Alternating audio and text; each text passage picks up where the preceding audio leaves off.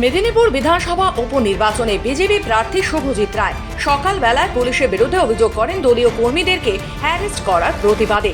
সকাল সকাল মেদিনীপুর বিটি কলেজে ভোট দিয়ে বেরোলেন বিজেপি প্রার্থী শুভজিৎ রায়। সংবাদ মাধ্যমের কাছে তিনি যেটা অভিযোগ করেন, বিজেপি কার্যকর্তারা যাতে ভোট পরিচালনা করতে না পারে সেই জন্য তাদেরকে গ্রেপ্তার করা হচ্ছে।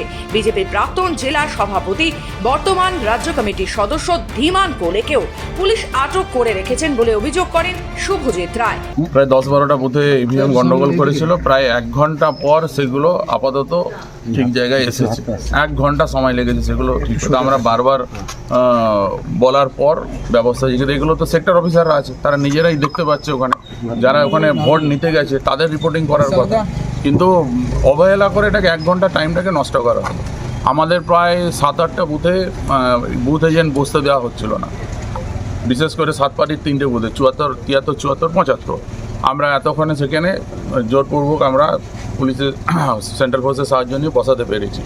এরকম জলভাঙা 4 নম্বর অঞ্চল, 9 নম্বরের বেশ কিছু বুথ, সেগুলোয় কাল রাত থেকে বাইরের লোক ঢোকানো হয়েছে এবং তারা সেখানে দাপিয়ে বেড়াচ্ছে। জলভাঙা বুথে কাল রাত্রে বম্বিং হয়েছে, আমরা পুলিশকে কমপ্লেন করেছি, আমরা ইলেকশন কমিশন ওয়েবসাইটে কমপ্লেন করেছি, কোনো ব্যবস্থা গ্রহণ করা হয়নি। এবং গতকাল রাতে ব্যাপক হারে সমস্ত জায়গায়, মেদিনীপুর শহর, মেদিনীপুরের সদর গ্রামীণ এবং শালবনীর যে গ্রামীণ পার্ট, সমস্ত জায়গায় আমাদের বেছে বেছে সমস্ত কার্যকর্তাদের বাড়িতে পুলিশ গেছে এবং পোলিং এজেন্ট নাম ধরে ধরে, এবং তাদেরকে বলা হয়েছে আপনারা কালকে বসবেন না, বিজেপির ইয়েতে থাকবেন না, ক্যাম্পে থাকলে কেস দেবো। মেদিনীপুর থেকে নিজস্ব প্রতিনিধি রিপোর্ট, খবর বাংলা।